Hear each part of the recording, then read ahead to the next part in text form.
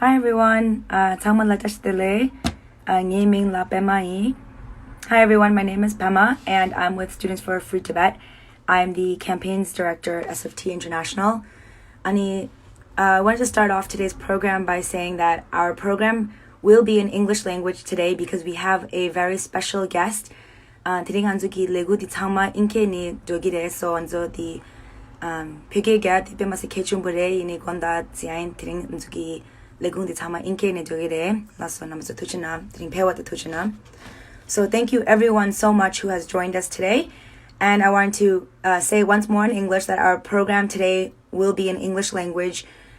We have Tibetan language programs from time to time on Facebook. So first and foremost, I want to say thank you to everyone that is joining us from around the world, around US, North America, Asia, Europe.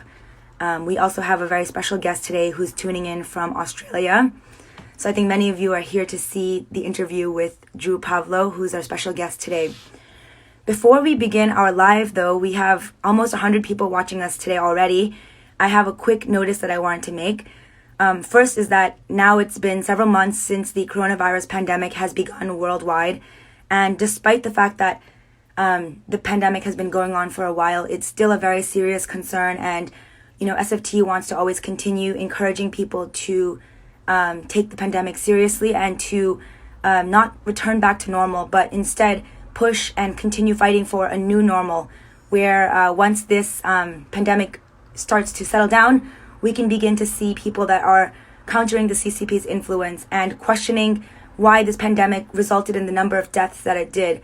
The CCP is to blame for the pandemic that has killed, already countless people and will probably kill more. And it's unacceptable what has happened. The second announcement I wanted to make before beginning our interview with our special guest today is, as many people have heard around the world in the news, there has been the murder of George Floyd in Minnesota, in the city of Minneapolis in the United States. So Students for Free Tibet and young Tibetan Americans, Tibetans around the world, and human rights activists around the world want to make a statement of solidarity in which we support the nonviolent and peaceful protests of those that are fighting for justice. And as the protests will say, no justice, no peace. And just as inside Tibet, when there is oppression, we stand up and we resist the oppression. We also stand with those activists and people demanding for change in the United States here. So with that being said, we have our main program for today, which is going to be an interview with our special guest, Drew. And I'm going to go ahead and see if I can find Drew here. Perfect, got him. So I'm going to go ahead and add get live today. So while this is adding Drew to the program, I also want to introduce Drew to the guest audience. Thank you. Hey, how are you guys? Thank you so much for having me. Yeah, of course. Thank you for taking the time to join us today, Drew. Of course. I just wanted to, echo what you just said. Speaking out for Black Lives Matter, speaking out for non-violent protesters against George Floyd's murder. I mean, police brutality and repression in America is a huge, huge issue, and we can't pick and choose these causes. We can't pick and choose, like the fight against oppression. Like the people of the world who are repressed don't have that luxury. So, we all have to stand together as one, fighting against, these governments, these police states that are perpetrating brutality against ordinary people. Thank you, Drew. And also I see a comment here from Jerry Goodman. And I totally agree with you, Jerry, that I made a special announcement about the Black Lives Matter movement in the US, but the same goes for Hong Kong. And the student leaders around the world stand with Hong Kong, and what's going on with the national security legislation in Hong Kong right now is absolutely unacceptable, and the world stands with the peaceful protests and nonviolence movement that people are building in Hong Kong. Of course. I think there are huge similarities in the struggle, in America against racist policing, and the people of Hong Kong fighting against the police state that's being imposed by the Chinese Communist Party in their city. So I think there are huge commonalities in that struggle. We of course support the Hong Kong protesters so much, and in their fight for freedom, justice, liberty, by any means necessary. Absolutely. So it seems like a lot of people on the live today already know you. They've said hello and they really welcomed you on. Cool, But for thank you. anyone who's not 100% sure who Drew is, I'm just going to give a brief introduction. Drew Pavlou is an Australian student activist. I guess maybe not a student now, technically. Oh, And well, actually, I'm still a student until the appeals process is over. So I'm still technically a student at UQ. okay, awesome, great. Yeah, Good yeah. news. So Drew is a 20-year-old activist, and he's studying philosophy as an undergraduate student at the University of Queensland. And during his time at the university, he was a vocal supporter for human rights, and he was also, supporting the movements in Hong Kong as well as in Tibet.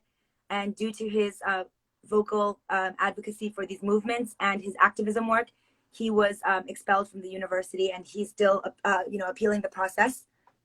Yeah. So that's like a brief introduction. I guess we can get started with our interview.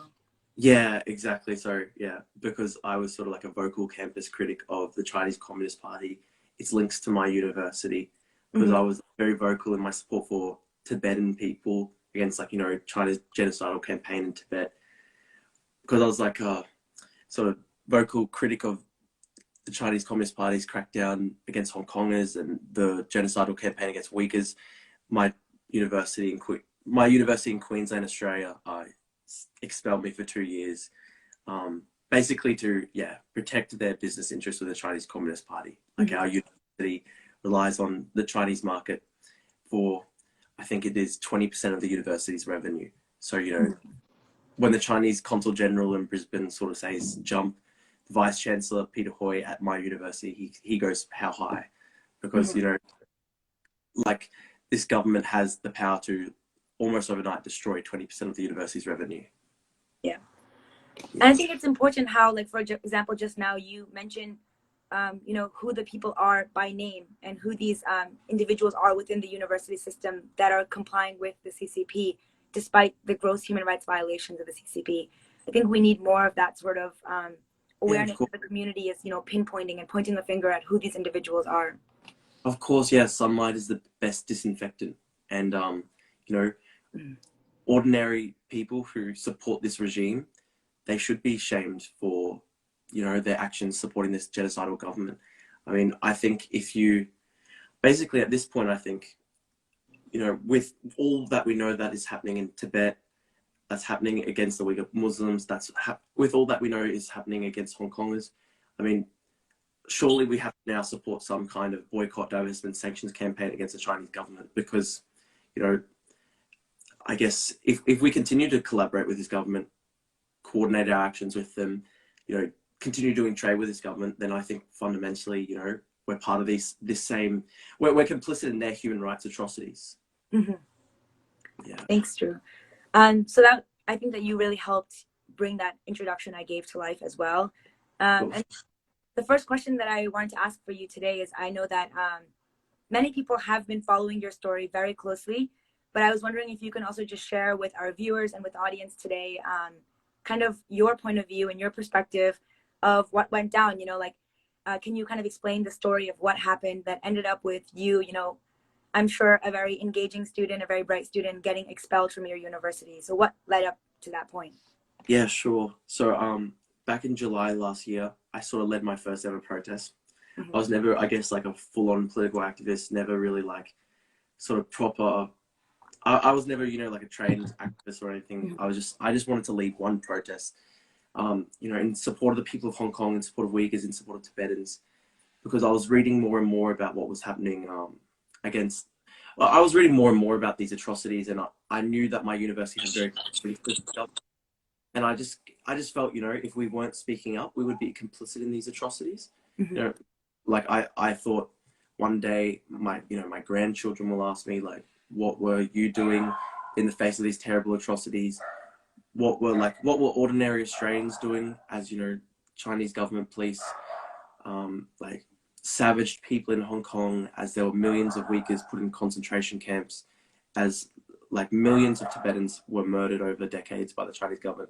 I knew my grandchildren would eventually, one day ask me, what did you and ordinary Australians sort of do in the face of these atrocities? And I didn't want to be I knew I couldn't live with myself if I had to tell them like I knew what was happening, but I refused to do anything.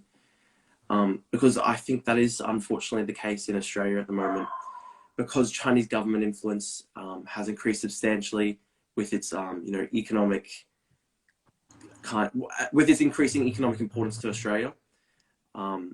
Like members of the Australian sort of elite, whether that be in politics, universities, business, these sort of like members of the Australian elite, knowing what was happening against Tibetans, against Uyghurs, against Hong Kongers, against ordinary Chinese people, they chose to look the other way. And it was about, for me, I want to be able to like look myself in the mirror. I want to be able to, I know, like, I want to be able to know that, like, I stood against injustice. I wasn't going to look the other way. And I felt it was really necessary that ordinary Australian students do that, because like I think it is on us. If we know what's happening, we choose to look the other way, we're sort of complicit in those crimes. So I led one protest on campus in July. That was 11 months ago now. It was my first ever protest. And at that protest, like hundreds of supporters of the Chinese government kind of surrounded us. I was assaulted. A number of other pro-Hong Kong students were assaulted. There were, I guess, a couple of like sort of heavies in the crowd who, they were speaking to earpieces. They had sunglasses on, like they had taken steps to conceal their identities. And some of these guys in the crowd, on the pro-China side, like were there to sow violence, basically. So yeah, I was assaulted. I was punched in the back of the head while my back was turned. Other pro-Hong Kong students, they were choke slammed. Some people were, there were actually a couple of Hong Kong students who were bitten by some of these people. Like there was, we were spat on. They threw, like yellow liquid over us. We didn't know what like the liquid was, and it like had spit in it. It was just like, I don't know. We just basically faced this tremendous sort of violent attack on campus when we were just sort of peacefully protesting. Oh, Jerry asked me to strike back. Of course I did, like Malcolm X, be peaceful, be courteous, obey the law, but if a man puts his hand on you, send him to the cemetery. I was sitting down, I was leading a peaceful sit-in, and like two men came over while I was sitting down, tried to attack me. I stood up, I tried to defend myself, I'm not going to just like, non-violence is important, but Malcolm X, you be non-violent with people who are non-violent towards you. If you're going to be attacked, you need to defend yourself. So yeah, it was really terrible violence on campus. We just were leading a peaceful sit-in against the Chinese government and its human rights abuses, trying to raise awareness about how our university had very close links with this government, despite the terrible human rights atrocities that were happening. And yeah, because of that, we were violently assaulted by supporters of the Chinese government. And the Chinese Consul General in Brisbane, Zhu Jie, the representative of the party in Brisbane, he put out a statement that sort of identified me as a leader of the protest and denounced me as a separatist, which I think, like we all know, is like a capital offense in China. You can be put to death for separatism. It's considered a higher crime than murder in China. And he called me a separatist and sort of endorsed the people who attacked me as patriotic. And once he labeled me as separatist, because it is considered such a high crime in China, in a way it was sort of like a Chinese government war against me. I mean, straight after that, I had like, dozens of death threats by people, threats against my family's safety. Like there were hundreds of abusive messages across my Facebook, Twitter, Instagram.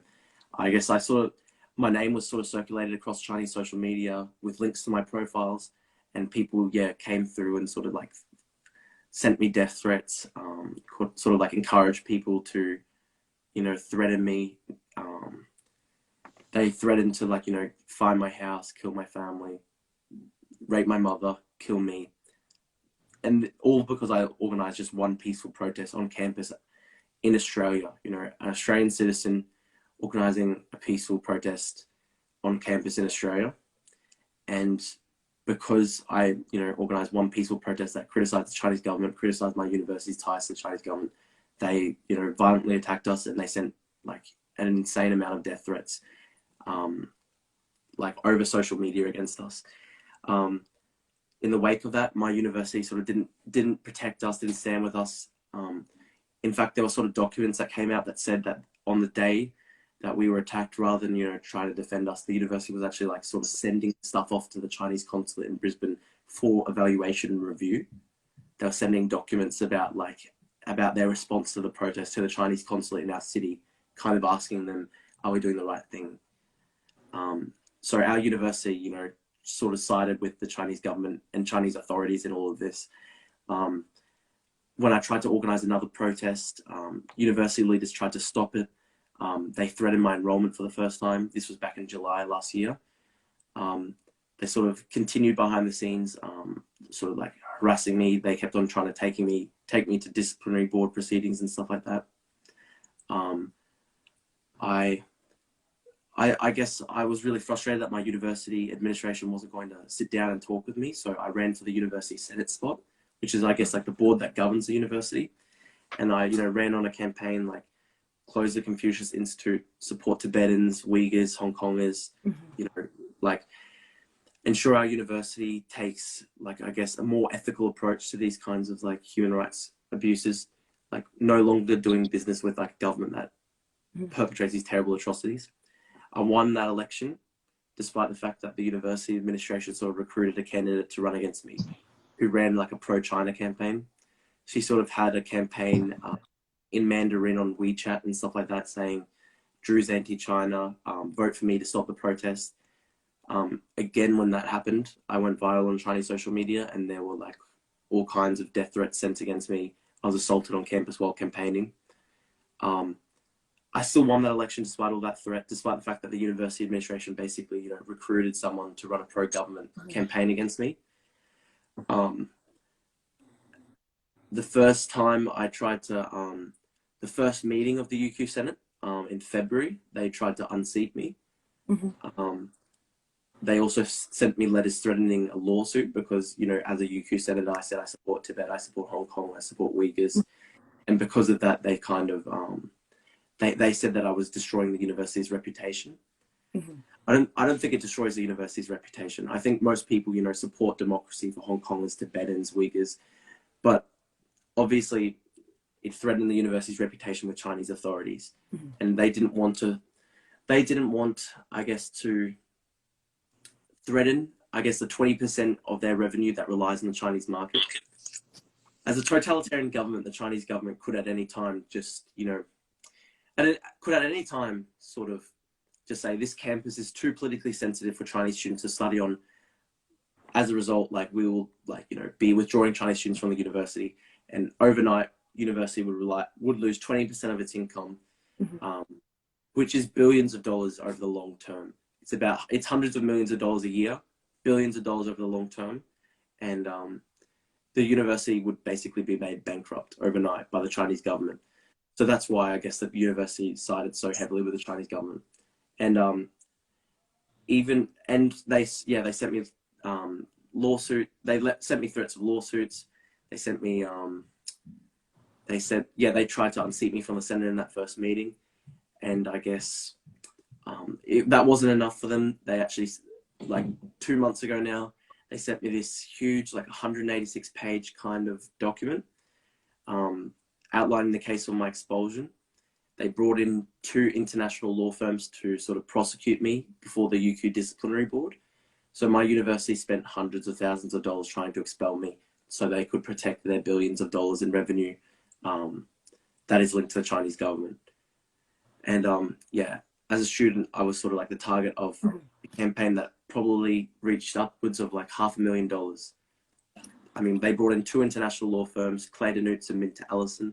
They also brought in a PR crisis management firm.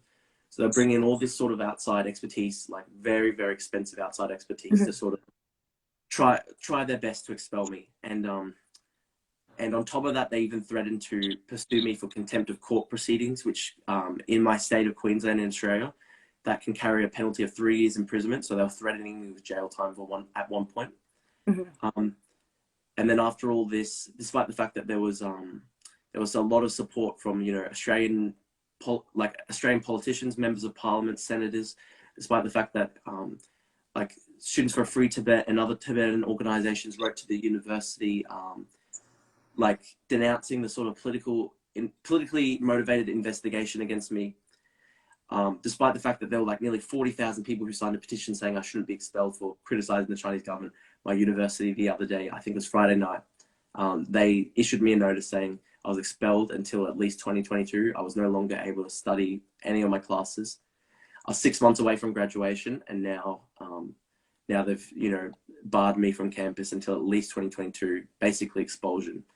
And yeah, that's where we're at the moment. We're going to appeal it to the Supreme Court of Queensland. We're going to try and appeal this because we think when an independent court that's not ruled by UQ, oversees the case, we believe that we will be exonerated, because I think any reasonable person can see how politically motivated this whole case is. And I mean, Chinese state media, the Global Times, actually put out 2 articles kind of endorsing my expulsion, sort of directing UQ to expel me. They denounced me as an anti-China rioter. There was even one just last night that said, Drew Pavlou has finally been expelled for his protests. Justice has finally come. So this is the official opinion of the Chinese government, like as represented by state media. And they were saying, you know, justice has been done by expelling Drew Pavlou for his protests. So it's as simple as that. The Chinese government has supported my expulsion due to my protests, and my university, trying to preserve its business ties to the Chinese government, has expelled me. And it just shows, you know, this is, I guess, what happens to people who speak out now on Australian campuses against the Chinese government. The Chinese government has such huge economic leverage over universities in this country that even Australian students, I mean, are now threatened. Yeah. Thank you. Thank you for the update, Drew. And I've noticed that we have had some Q&A questions come in. So if folks have questions, please feel free to pop them in the Q&A box. So if you click the question box below, then your Q&A questions will stay up in the list, so we don't miss them. But I had a couple other questions, you know, in the meantime before we pop over to Q&A. I think like the example you gave with your student election to be a UQ student senator, it's really similar to the case of, I'm sure you may have heard of Chimi Lamu in Toronto, who ran for president of the University of Toronto Scarborough Student Union. And I think in that case as well, you know, there was like a huge case where thousands and thousands of students voted for her, but at the same time, there was opposition from Chinese people from around the world that was kind of politically motivated and also orchestrated by the Chinese government. So in particular, also in your case and in her case, these are kind of like university elections. And in the past, you know, they don't make laws, they don't, you know, interfere in like global affairs. Why do you think personally that, you know, the Chinese government is so invested in meddling in these student elections? Like what impact do you think these student elections have on the school campuses, on academic freedom and things like that? Yeah, so like you said, it actually sort of, it's a really weird question. Like, I guess no one really knows, like, why does this government even care about student elections in other countries? I mean, this is a government that is a nuclear power, it's supposed to be superpower. It always talks about how this century it will dominate the world. So why the hell does it care about, like, you know, student politics elections at like universities tens of thousands of kilometers away from home? It's just, honestly, I think part of it, it's a sign of the Chinese government's insecurity. It just fundamentally cannot handle any form of criticism whatsoever. In China itself, I mean, we see that with, you know, like the untold numbers of people who are persecuted by the Chinese government simply for freely expressing themselves, criticizing the Chinese government.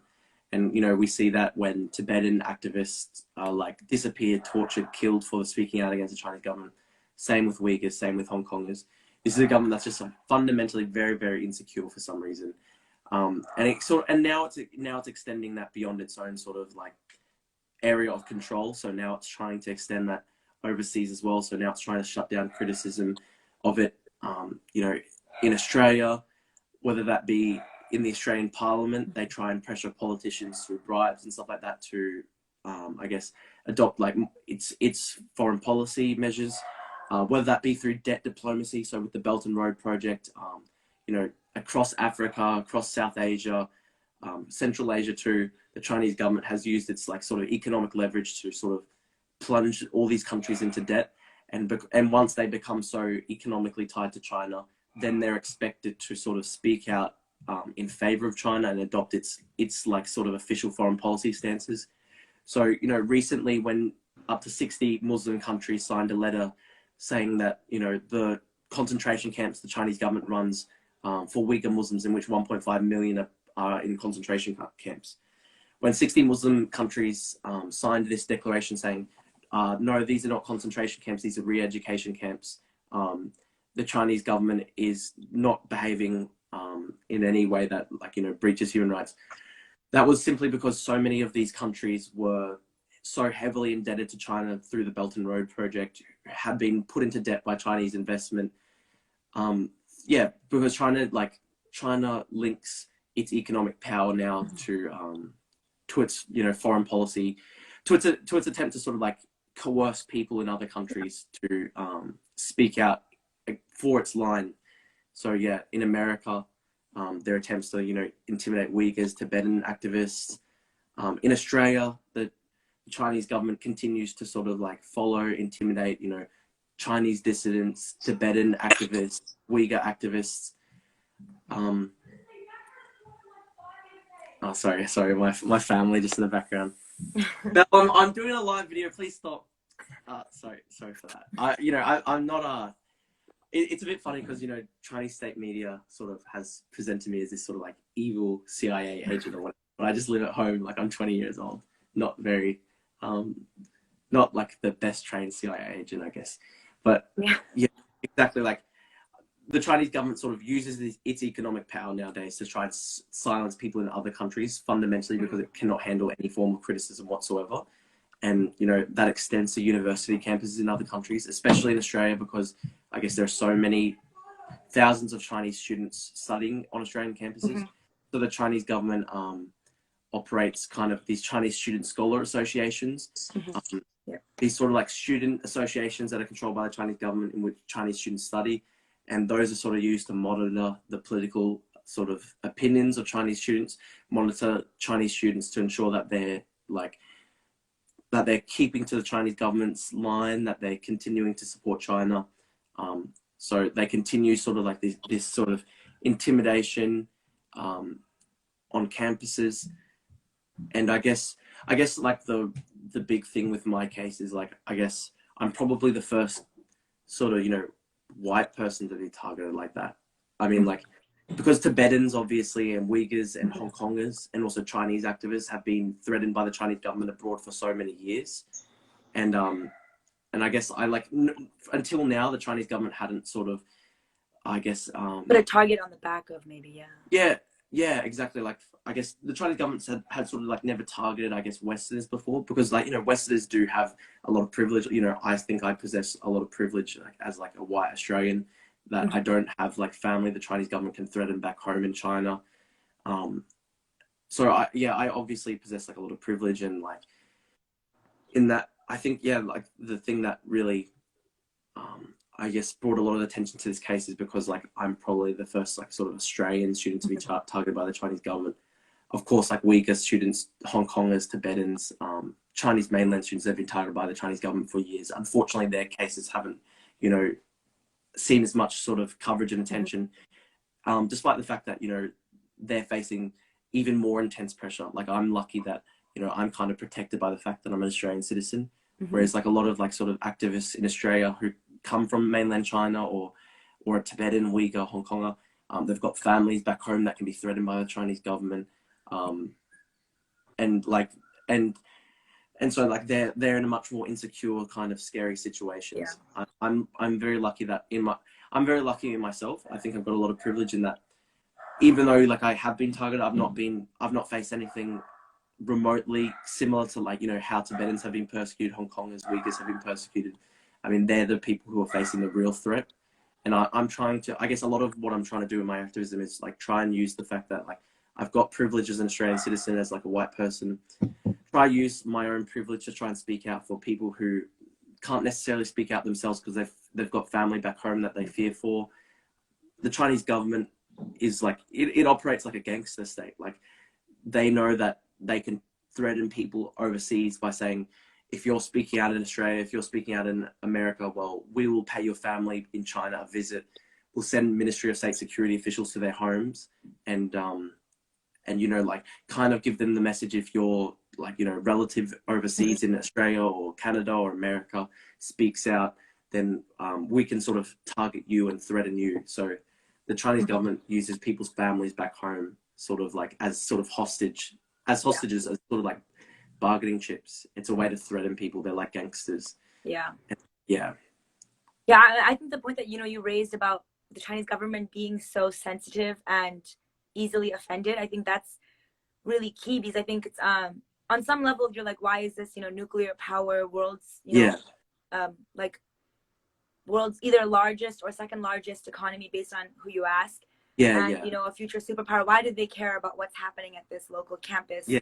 Exactly. But I think it all comes down to China actually is a lot weaker than, they like to project themselves. Yeah, of course.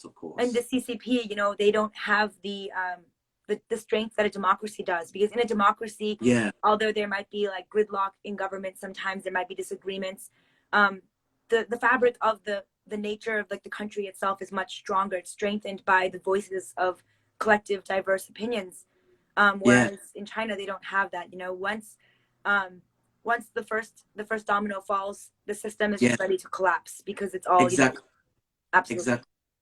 That's such an important point, because I mean, these governments seem so powerful, but in reality they're actually very fragile, because when they're held up simply by like force and power alone, when there are no like sort of like outlets for dissent, there's no outlet for like democratic dissent, they're much more fragile than they appeal. And I think the Chinese government definitely knows that. Like, the Chinese government knows if it were to allow people to speak out freely in China, if they were to allow Tibetan activists to speak out, Uyghur activists to speak out, Hong Kong activists to speak out, then very quickly they would be facing an almost uncontrollable sort of wildfire of opposition across China, because people have been persecuted for so long. People just want to live lives like, free from persecution, free to live safe lives with their families. So the second that they allow like, free speech, open dissent, then they would be dealing with, an almost uncontrollable situation, and their power would be threatened so immensely overnight. That's what happened with Tiananmen. The Chinese government sent in tanks to kill like unarmed students, because these unarmed students who were just protesting on the whole very peacefully, they fundamentally threatened the Chinese state on an existential level. These unarmed students, these people my age, 20 years old, they were just sitting peacefully in Tiananmen Square, and just by sitting peacefully, they existentially threatened the Chinese state. The Chinese government's paramount leadership, they all knew that it was an existential threat to the Chinese government. That's why they had to send tanks in to kill unarmed students. Like, this is a government that's very insecure, very fragile. It seems very powerful, but its power is very fragile. I mean, the CCP's like entire, I think, regime is fundamentally rooted on a social contract of economic stability in exchange for political freedom. And when people start speaking out about political freedom, they are, breaking the social contract. And folks like you're not bound by any social contract. And exactly, I think that really scares the Chinese government as well. That's why they've invested so heavily, I guess, in trying to like co-opt kind of, elites across the Western world. So they try and co-opt, I guess, like the heads of organizations like universities. They try and sort of buy off politicians in foreign countries, because like these governments, these politicians, these like these ordinary people, like they're not bound by that, I guess, like idea of the social contract. They can just speak out freely, and they absolutely hate the fact that like Australians can speak out freely.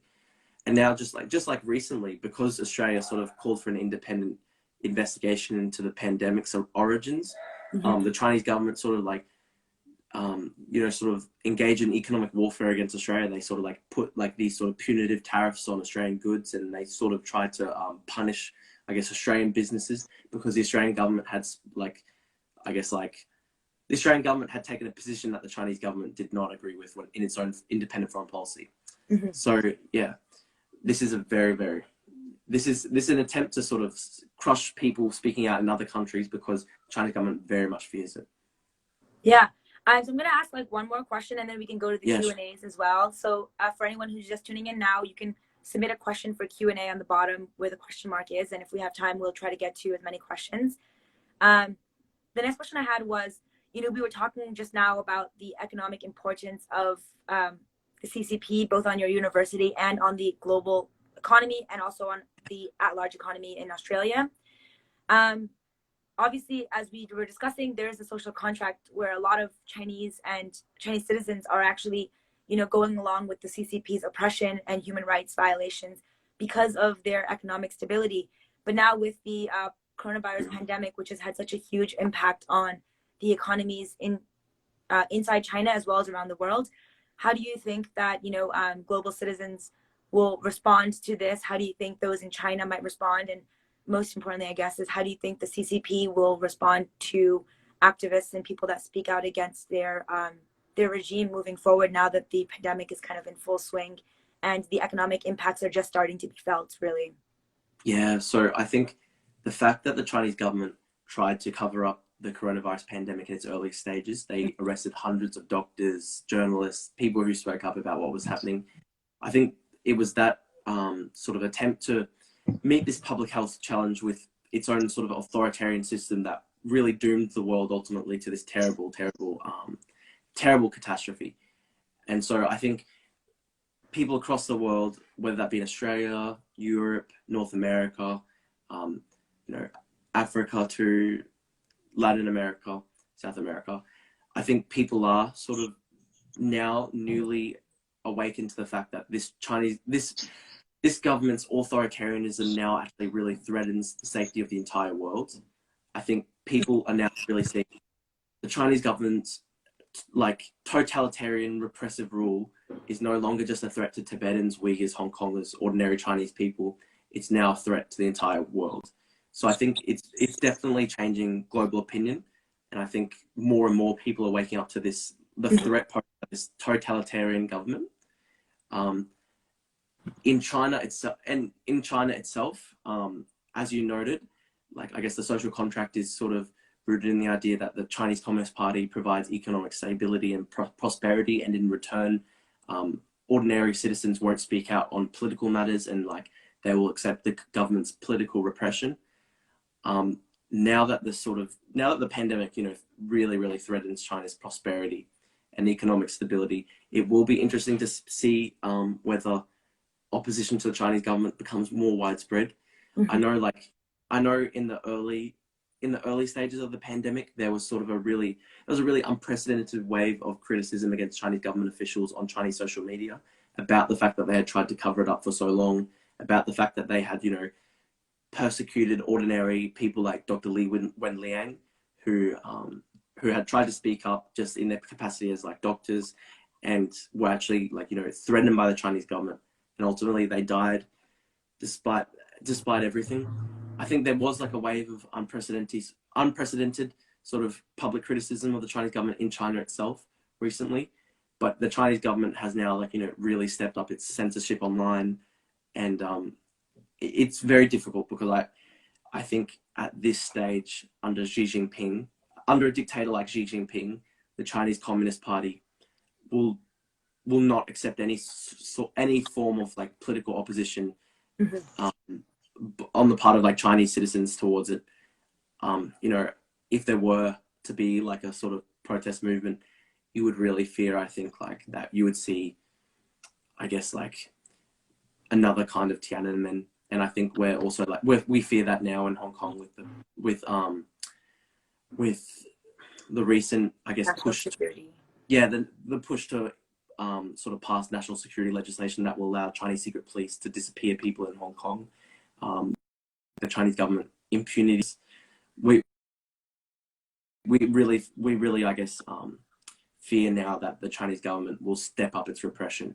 This is a very, very this is a government that's absolutely drenched in blood. It's got the death. It's got the murder of millions of people on its hands, and I guess it's terrifying because at a moment where political opposition is so necessary to this government in China itself, and you really want people to be speaking out as dissidents and stuff, it's really scary because they will face increased repression, and I'm sure the government will escalate its sort of terrible tactics. This is a government that absolutely has no regard for human life, so it's willing to disappear people, torture people, murder their families for speaking out. So it's really it's such an impossible situation. I wish more Chinese people could speak out, but obviously they fear so much. They fear so much for themselves and families at the hands of this government. It's it's a terrifying thing. It's a terrifying thing. I really fear that the Chinese government will escalate its repressive tactics now. It doesn't mean that we should give up the fight. Especially people abroad who are relatively safer from this regime, we really need to step up our voices for the people who can't speak back home. That's what Yeah, thank you. And I think that what the Chinese government, what CCP, and particularly what dictator Xi Jinping has been doing with the situation with Hong Kong right now is, they're trying to send a message that people don't have the right to speak up, and that if they try to speak up, this will be their fate. And I think that's kind of that intimidation that they're trying to instill.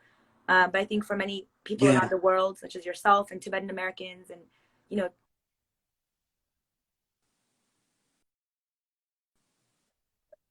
that not only will we be afraid, not only will we not be afraid, but we will actually stand with those that they're trying to silence. Like, for example, how we have, come out in force to stand with the people in Hong Kong. Yeah, the Chinese government type of solidarity among Sorry, my groups, phone keeps ringing, which is why. Sorry, is it working now? No, my phone keeps ringing, which is why I keep pausing. Yes, I'm so sorry about that. No worries. I think that's very true. Like, the Chinese government really fears solidarity among these groups. So, like, when Hong Kongers, Uyghurs, Tibetans, people in Australia, North America, Europe, across the world, like, stand together as one against this government and, speak out for the voiceless. The Chinese government really, really fears that sense of solidarity. Like, it's been so inspiring to see how Uyghur groups and Tibetan groups and Hong Kongers have worked together against the Chinese government and have, like, spoken as one when it comes to issues like Hong Kong, the oppression of the Uyghur people, the oppression of Tibetans. I think it's that sense of solidarity between groups that's really, really powerful. The Chinese government really fears it. And you're right. Like, the Chinese government, just in recent months, it's stepped up its repressive tactics worldwide. I mean, like, they're doubling down on efforts like to intimidate India and border struggles. They're intimidating dissidents abroad. They're stepping up their crackdown on Hong Kong. They're trying to now completely eliminate one country, two systems. The Chinese government actually in recent months has actually become even more, like, hyper aggressive, more imperialist abroad, more repressive, because they probably really, really fear that this is a moment that threatens their power. Yeah, and I mean, what we saw recently was we had another episode of SFT Live where we hosted Brian Leung, a student activist from Hong Kong, and Fei Fan, a Taiwanese activist, and Zumratai Arkin, who's from World Uyghur Congress, and myself from SFT. And we had a cross-movement discussion. And for that discussion, we saw that within the span of 90 minutes, there was, I think, like, it was over 4,000 comments from CCP bots that the Chinese government had sent to basically troll our talk. And so that was our 18th episode of the show, and that was the only time when the CCP had ever deployed in full, thousands of bot comments. And so it really shows that this is what pushes the button for them. This is what gets on their nerves. It's what scares them. Absolutely, yeah. Yeah, they're scared of solidarity between these groups. And so that we don't make sure that we don't run out of time, I'm gonna go to one of the questions that we have. So we have a question from R. Chunin, one of our members from National Director of SFT India, who's commented on the box, who says, there are lots of pro-CCP, oops, sorry, wrong one. Here we are. There are lots of pro-CCP Chinese students from mainland China and Australia. How do you deal with them? I think personally, maybe? Yeah, it's a difficult question.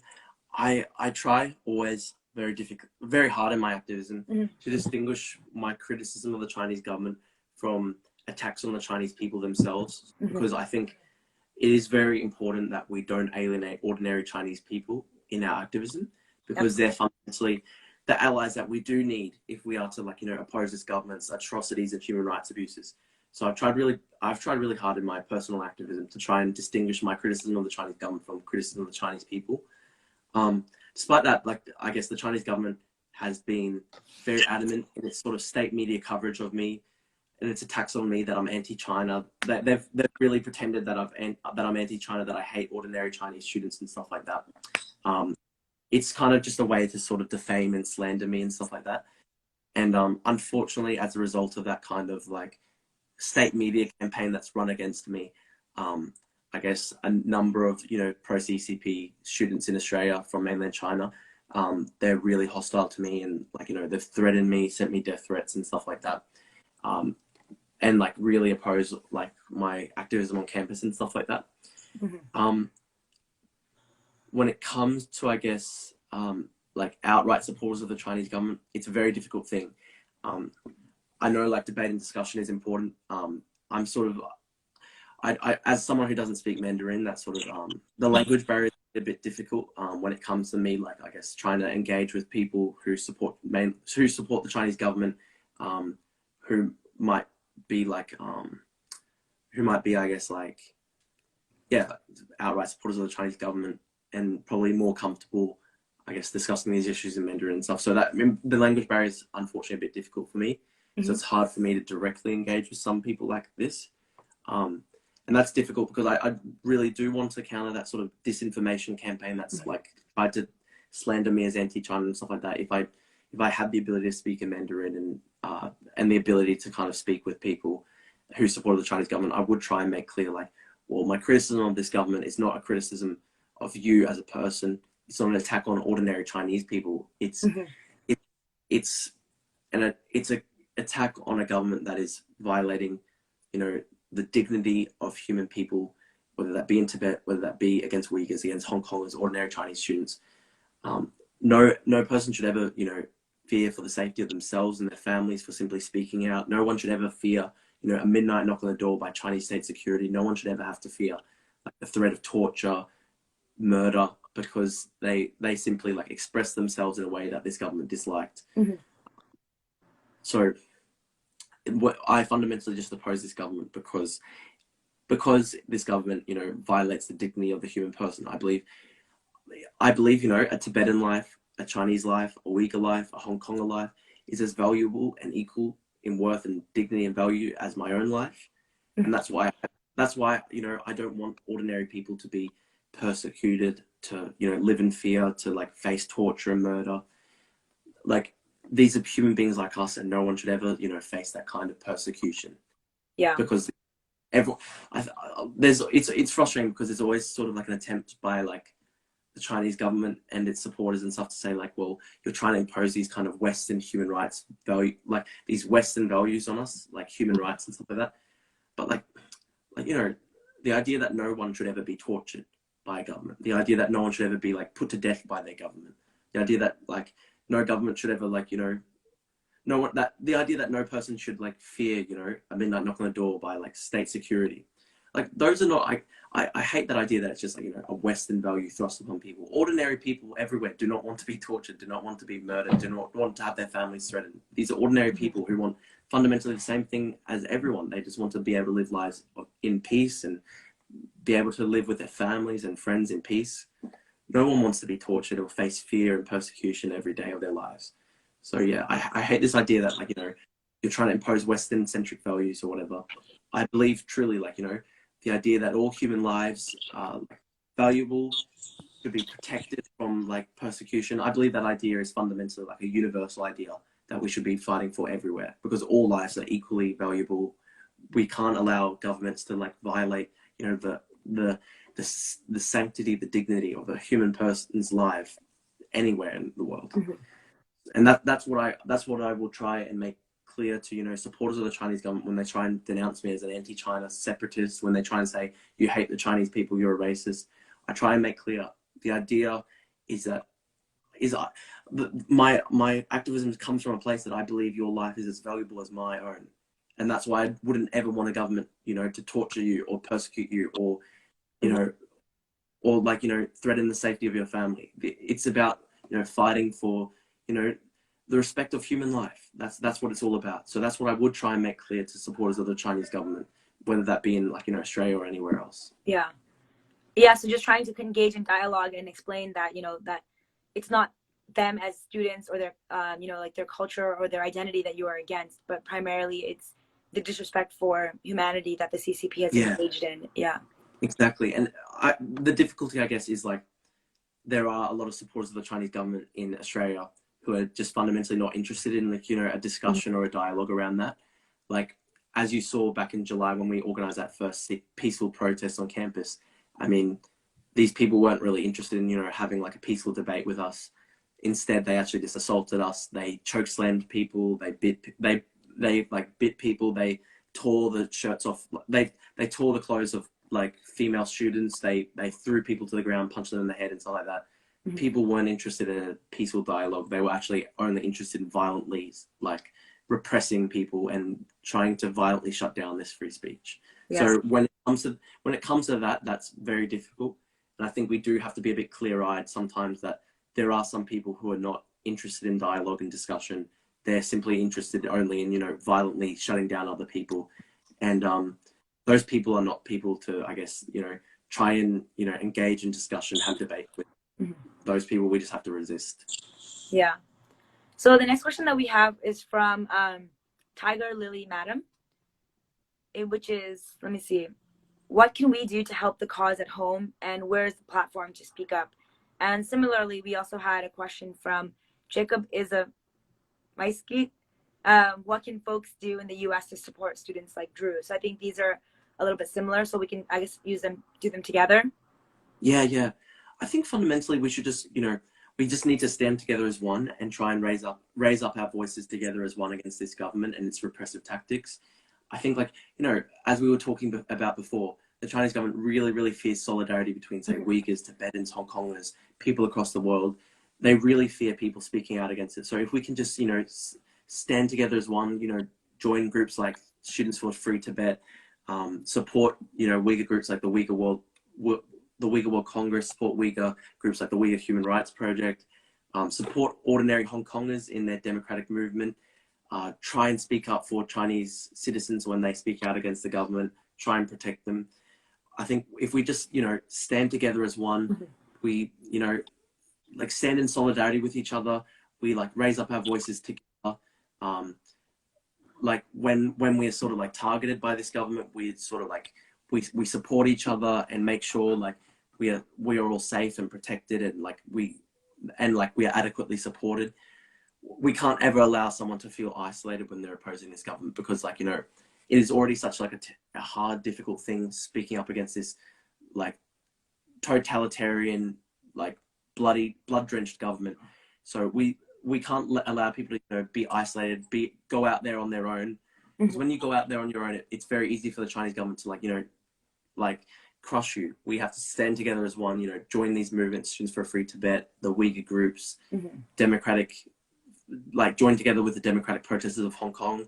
If we can, you know, always make sure these groups are standing in solidarity with each other, amplifying each other's messages. So like if the Student for a Free Tibet group has like a campaign, like, you know, Uyghurs and Hong Kongers and Australians and people across the world should really try and boost that message. And similarly, when Hong Kongers are fighting, and when Uyghurs are fighting, ordinary Chinese people are fighting, we all stand together in support of them. We amplify their message, share it to our social networks. Most people would be surprised, like how easy it is to like sort of spread this message. Like most people will have hundreds of people in their lives, like whether that just be family, friends, people in your workplace, people in your classes at university or in school. If you can speak to them about what's happening, explain what the Tibetan people are facing, explain what Uyghurs are facing, explain what Hong Kongers are facing, explain like how this government, you know, violates humanity, how this government violates the dignity of the human person, commits crimes against humanity. If we can explain this to people, spread the message, you know, encourage more people to think about things like boycott, divestment, and sanctions. I think just so that we ourselves are not complicit in these sort of like human rights atrocities. The more and more we stand together and, like, you know, peacefully resist against this government, insofar as that is possible, because also, like, I think sometimes, like for example, sometimes like people will, like, you know, attack Hong Kongers for like violently resisting police and stuff like that. But I think a lot of the time it is self-defense. Self-defense is important. I fundamentally support non-violent action, but also people need to be able to defend themselves, because, like, as Tiananmen showed, this government's very much prepared to sort of just murder and kill people. So yeah, but when we all stand together on peacefully resisting as much as we can do that peacefully, and, you know, like asking our elected representatives in countries like Australia and Canada and America, New Zealand and Europe, like, why are you sort of doing business with this government? Are you sort of like, are you complicit in their crimes? What is our government doing to sort of speak up for the human rights of these people that are being persecuted? Are our governments passing things like Magnitsky-style legislation that allows our governments to target individually the human rights abusers themselves? So whether that be like, you know, members of the Chinese police state, Chinese government officials that are responsible for this oppression, are our governments, you know, like ensuring that they can't do business in our countries? Are they ensuring that they don't have access to our banking system? Are these are our democracies ensuring that these people face consequences for their crimes against humanity? We just really need to speak up as much as possible, stand together, support, like, you know, we should be supporting sort of targeted sanctions, efforts to hold these government officials that are perpetrating these atrocities, efforts to try and hold these people to account in so much as that is possible. And, you know, always non-violently resisting, always peacefully resisting, we can do so. But also ready to, I guess, defend ourselves if the Chinese government sort of escalates its tactics and tries to begin, you know, killing people in Hong Kong and stuff like that. We need to be able to defend ourselves. Awesome. Thanks, Drew. And it seems like there are actually a lot more questions that we weren't able to get to today.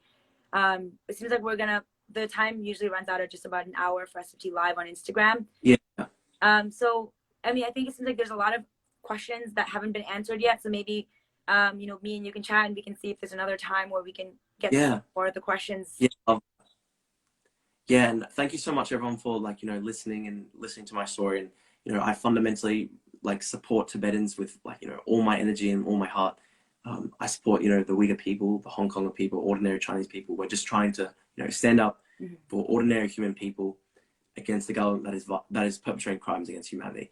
And let's all band together, amplify each other's voices, spread these stories, you know, speak together as one, peacefully resist as much as we can do so. Thank you, Drew. Thanks so much for joining us today. Thank you so much, guys. Have a great day, everyone. Thank you so much. Bye. Thank you, everyone, for joining us for our episode of SFT Live. It's episode 19. Episode 20 is coming up on June 3rd or June 4th, where we're discussing about the Tiananmen Square, remembering the past and what had happened in Tiananmen Square with the student protests and massacre of peaceful protesters and students, and also talking about the you know, the future of the movement that could happen inside China and Tibet and East Turkestan and in Hong Kong. So we have a lot more questions today, and we're so glad to see that everyone was really engaged in the discussion. By far, the question that we got the most is, how can we support? How can we get involved? And I think that you can tell from, you know, from Drew's story, for example, about how he was targeted and the strong influence that the CCP was able to make on his university in particular. You know, because we see, for example, like how, you know, we don't want to exclude Chinese students from attending universities, but institutions like Confucius Institute, where the CCP is directly funneling money through the Ministry of Education and through Hanban into universities around the world. You know, there are over 80 Confucius Institutes in the United States alone, and there are Confucius Institutes in Australia, including at the university where Drew studies. And these are ways that China, you know, can increase their influence on the decisions and, you know, actions of universities that activists and people speaking up on Hong Kong and Tibet and East Turkestan are, you know, studying and going to school. So thank you, everyone, for joining in again, and we look forward to seeing the next episode of SFT Live, and hope all of you can make it. In the meantime, please make sure to stand in solidarity with the young people, the student activists in Hong Kong, those in East Turkestan, and those in Tibet as well. Thank you, everyone. Have a good evening.